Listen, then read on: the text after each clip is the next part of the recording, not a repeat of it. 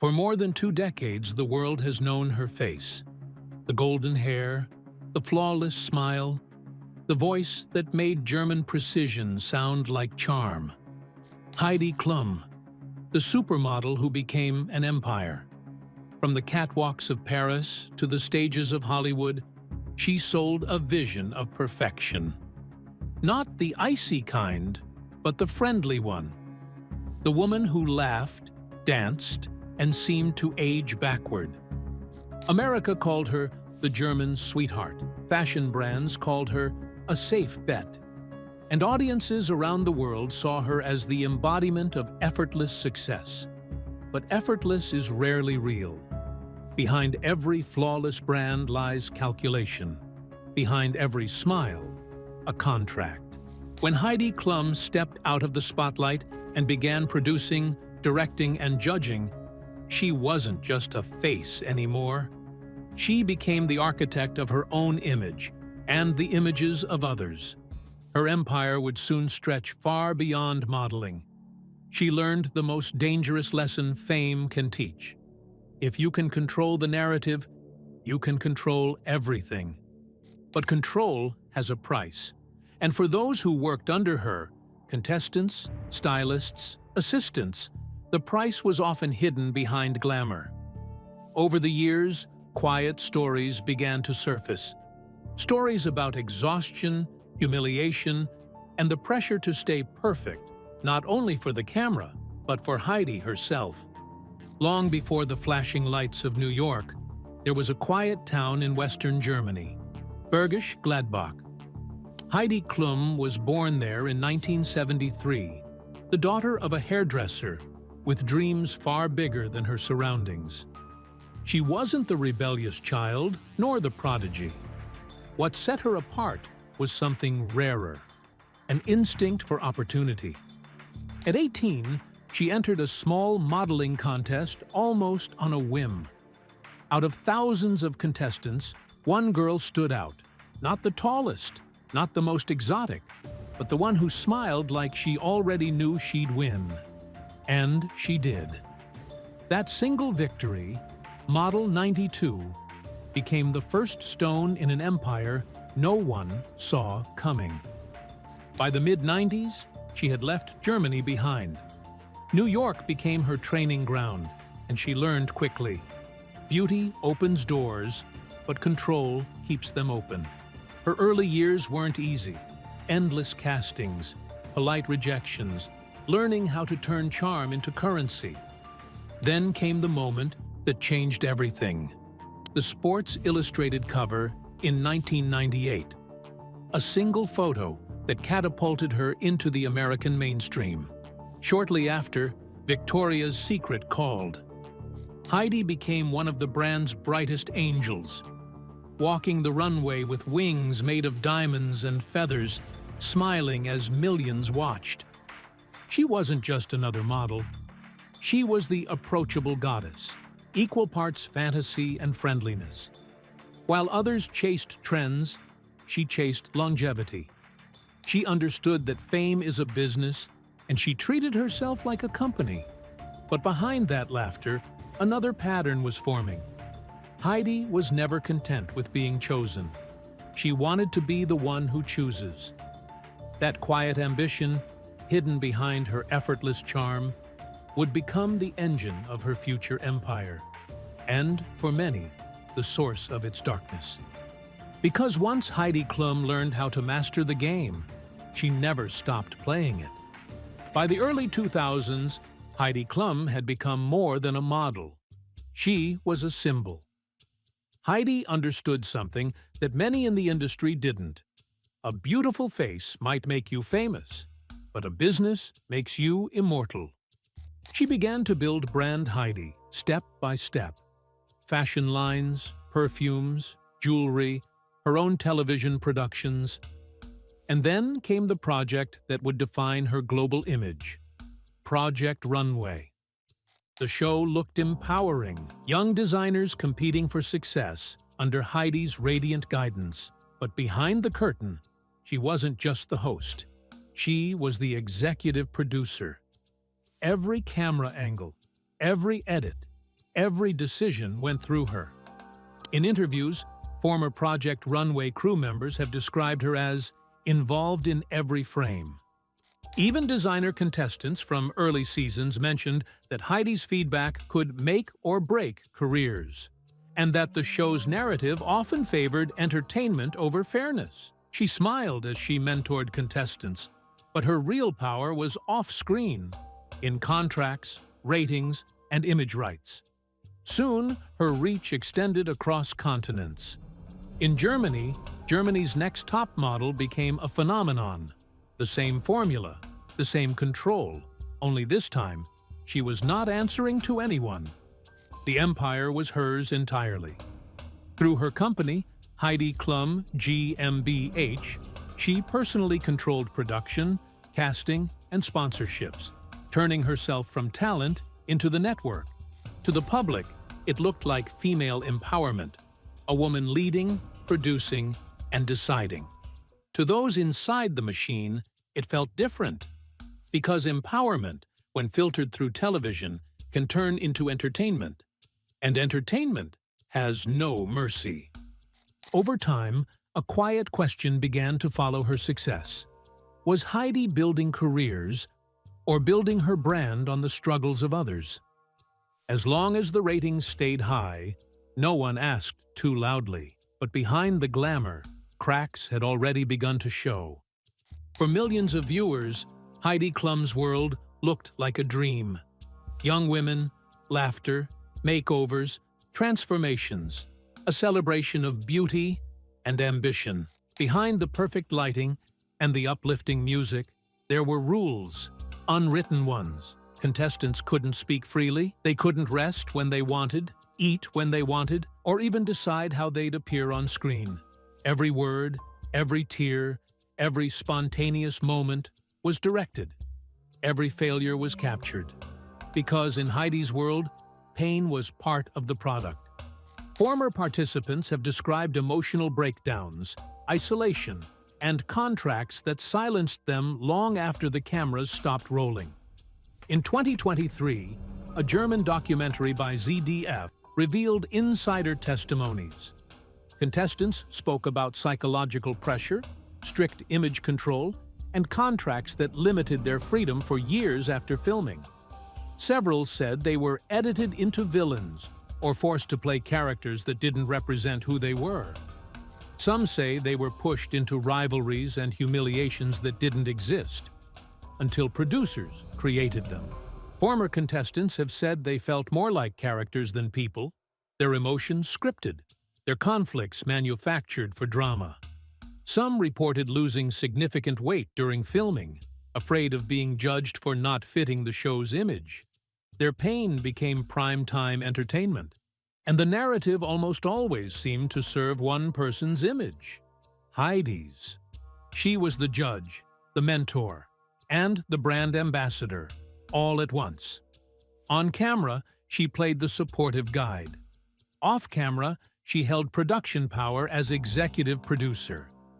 Former staff members and contestants have said the show often prioritized ratings and control over authenticity. But the most striking detail wasn't the drama. It was the silence. For years, criticism surfaced and then quietly faded, as if it had never been said.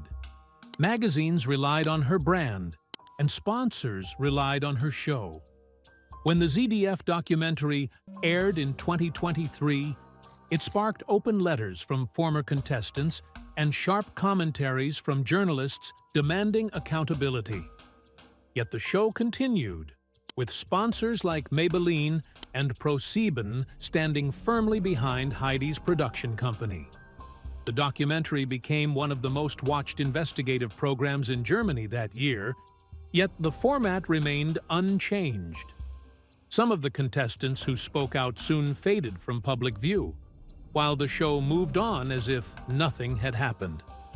Heidi's empire wasn't just about fashion, it was about control, over image, reputation, and narrative.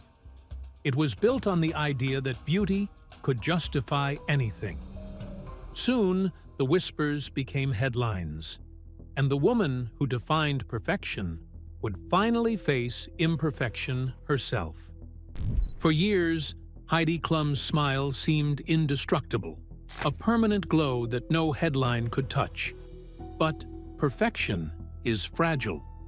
It started quietly. Small voices online, former contestants sharing memories that didn't fit the fairy tale. Then came the documentaries and the petitions. Hashtags like #GNTMexposed began circulating on social media, where former contestants compared their experiences. German media outlets from Der Spiegel to Süddeutsche Zeitung published detailed reports accusing the show of promoting humiliation as entertainment. The public began to notice contradictions, how the woman who spoke of body positivity still celebrated a world of near-impossible beauty standards, how she promoted authenticity, yet maintained control over every frame that reached the audience, and how she celebrated female power, while young women behind the scenes described fear, pressure, and silence. In interviews, Heidi laughed off the criticism. In one public statement, she said she was proud of her show and dismissed claims of exploitation, adding that no one is forced to participate. The comment only fueled the controversy, with viewers calling it tone-deaf. She described the accusations as exaggerated and reminded audiences that, in the end, it was television, entertainment, not reality. And in a way, she was right. It was television, but the kind that turns real people into stories and pain into content.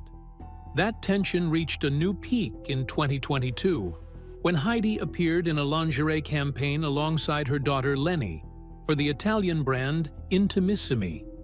The images, mother and daughter posing in matching underwear, triggered a wave of backlash online. Critics accused the campaign of crossing boundaries and sexualizing a family bond for marketing. Heidi defended the shoot, saying she had always been open with her body and that Lenny had participated willingly. But for many, the campaign blurred the line between empowerment and exploitation. The irony was hard to miss. The supermodel who built her legacy judging others now found herself being judged. Every gesture, every statement, every post analyzed, questioned, doubted. But Heidi didn't retreat. She doubled down. She posted more, smiled harder. Her world became even more curated, as if reality itself could be fixed with filters.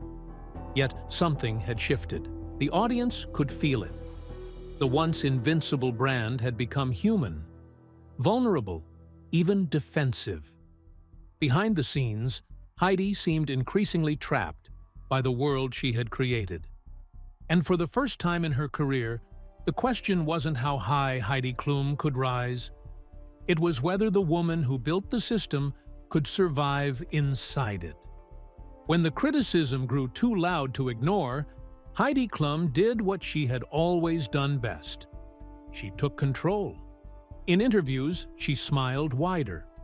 On social media, she danced with her husband, posted behind-the-scenes clips, showed her children laughing. She transformed criticism into background noise, lifestyle content, positivity, noise that drowned out the doubts. To many, it looked like resilience. To others, it looked like a carefully managed performance. Because Heidi understood the modern rule of fame. If you never stop talking, the world stops listening to your critics. Her PR presence intensified. Industry observers compared the situation to what happened to Tyra Banks and America's Next Top Model, where similar accusations of manipulation and emotional distress had surfaced. The parallels showed that Heidi's show was not an isolated case, but part of a larger global system of reality TV exploitation. Sponsors remained loyal, and friendly media outlets published new interviews, the kind that asked no real questions. It worked, for a while. The headlines softened, the empire stabilized, but the damage was deeper than a news cycle. the public had begun to see something she couldn't control: fatigue. Not just from viewers, but from an audience growing tired of perfection itself. Her shows still aired. Her products still sold. But the magic that once felt effortless now looked rehearsed. The smile that once seemed natural began to feel practiced. And yet, she never broke character. No public tears, no admissions, no real vulnerability. While others in the industry fell from grace, Heidi stayed standing, not untouched, but unbent. Like a model who keeps her pose while everything around her collapses. Maybe that's her real genius. Not beauty, not talent, but endurance. The ability to turn even criticism into part of the show. But, as the applause faded and the cameras cooled, one question lingered. What happens when the world stops believing in the illusion you built? In the end, Heidi Klum's story isn't just about beauty. It's about control. About what happens when a person learns to own every version of herself and never lets anyone else write her story. For decades, she did what few in the entertainment industry could. She built a brand that survived trends, scandals, and time itself. She became the judge, the producer, the product, and in doing so, blurred the line between empowerment and obsession. Her empire still stands. She still smiles on television, hosts award shows, and builds new ventures. To the world, she remains radiant, unbreakable, a symbol of success. But symbols are tricky things. They don't need to be true, only believable. Behind every perfect image lies a choice, to reveal or to hide. And Heidi chose to hide. Not out of malice, but because that's how survival works in the business of perfection. She isn't a villain. She's a reflection of an industry that praises control, rewards silence, and sells the illusion of empowerment as freedom. Even after the backlash, Germany's next top model remains one of Europe's most profitable reality franchises. The brand endures, not despite the criticism, but because controversy itself now feeds the machine. Heidi Klum built her empire by mastering the system. She learned every rule, every camera angle, every word that would keep the illusion alive. But the longer an illusion lasts, the harder it becomes to remember who you were before it. And maybe that's the real dark side. Not cruelty, not scandal, but the quiet loss of authenticity hidden behind the perfect smile.